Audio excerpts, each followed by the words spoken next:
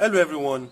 So I believe we've all heard about Risikat, the blue-eyed woman from Ilorin, and her husband Wasiu, and the allegation laid against her husband that he abandoned her because of her blue eye, which I don't believe anyway. But I'm not here to support or oppose any of them. I'm just here to make some explanation based on an interview granted by The Punch. So if you don't know them before, don't worry, I will show you their pictures now, and we also follow up with their story. First, you have to be open-minded about this. You shouldn't blame or believe any of them blindly. And you have to understand the blue eye coloration is a rare genetic condition. So many people are already blaming and condemning the guy even before hearing his side of the story. Why? Is it because she's a lady or because she spoke first?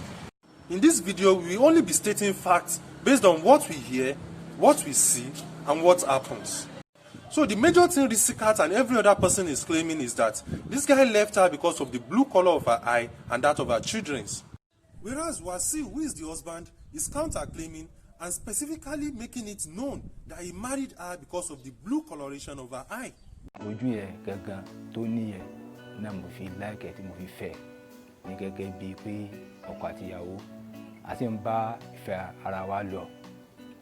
So kí mo fọ̀rọ̀ gùn à ń bá fẹ́ ara wa lọ ní ti dáadáa tí ò sí aburú à ń kó aṣọ kankan náà tá a wọ̀ àbí mo fúnra wa. He also stated how happy he was when he found out his child also came up with the blue eye coloration. Ọmọ tó gbójú ẹ̀ wá gan inú mi dùn ni súnmọ́ bí láìláṣìláwà káàtó ọmọ bàbá gbójú ẹ̀ wá ọmọ àdùn ní gan.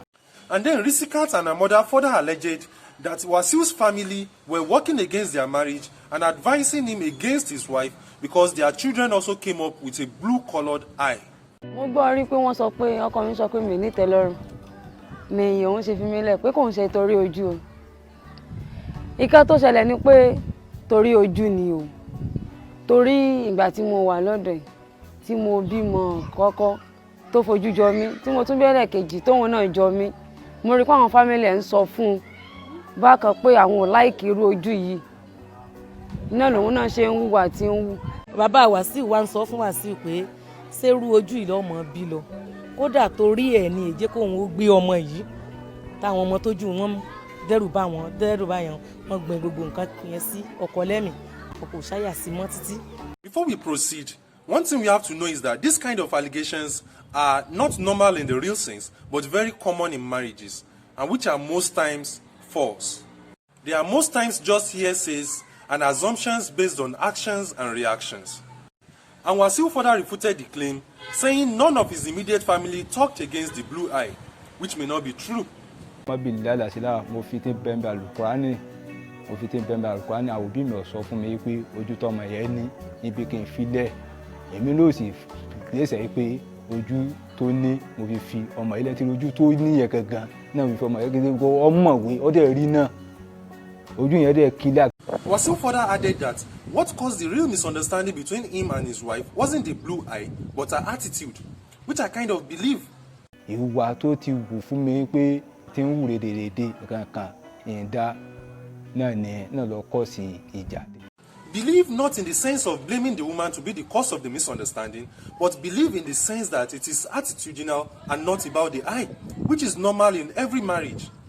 Misunderstanding happens in every marriage. I wonder why we are fervently trying to pin this to the blue coloration of the eye.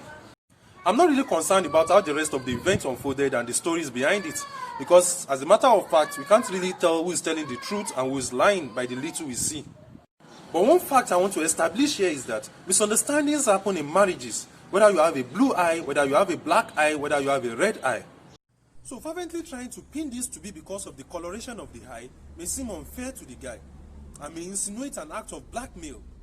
And so many gullible people on social media are saying the guy is only changing story and claiming he married her because of the blue coloration of her eye just because the lady has gone viral. Now the fact is the guy is even saying he doesn't want to remarry her. He doesn't want a resolve. So what else? What else do you want to say?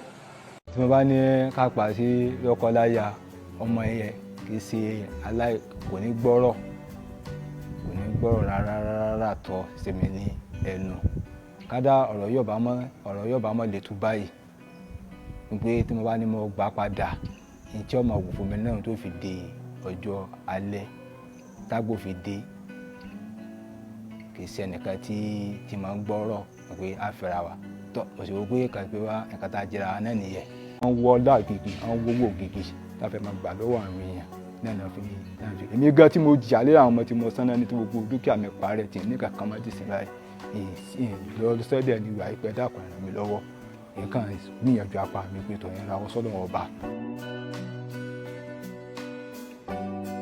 He doesn't want a resolve because he believes her attitude will keep getting worse. Her attitude will keep deteriorating. Whereas it's the girl that's actually now considering a resolve. Tí ìyàwó gómìnà bá wá láti pé àwọn ọmọ parí mẹ́ta tó wà láàrin mi àtọkọ mi tán, Ọlọ́run aṣàánú ṣá. Ó yé Ọlọ́run.